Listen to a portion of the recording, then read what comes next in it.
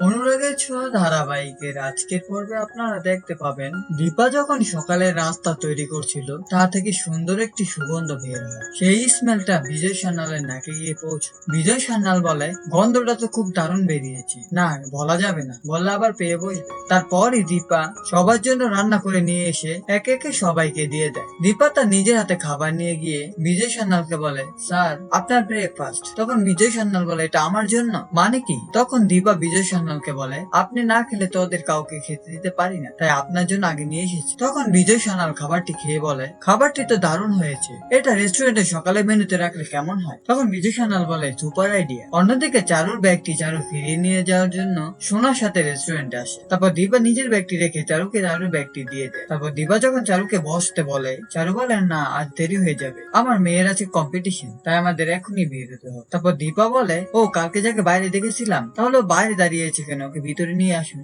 তারপর দীপা সোনাকে দেখার জন্য বাইরে চলে যায়। তারপর দীপা যখন সোনাকে দেখতে পায় তখন দীপা একদারে সোনার দিকে চেয়ে থাকে। তারপরই দীপা সোনার কম্পিটিশনের কথা শুনে সোনার জন্য মন্দির থেকে একটি ফুল এনে চারুর হাতে দিয়ে দেয়, বলে আপনার মেয়েকে এটা ছুঁয়ে দিন, তাহলে দেখবেন ও ঠিকই পাশ হয়ে যাবে। অন্যদিকে সেখানে সূর্য চলে আসে। তারপর চারু, সূর্য আর সোনা একসাথে সোনার স্কুলে যায়। আর চারু রাস্তা যেতে যেতে বারবার দীপার কথা সূর্যকে বলে। তখন সূর্য মনে মনে বলে, এটা দীপা নয়তো? হ্যাঁ বন্ধুরা, অনুরাগের ছোঁয়া ধারাবাহিকের আজকের পর্বে যদি এমনটাই হয়, আপনাদের কেমন লাগে কমেন্ট করে জানাতে ভুলবেন না।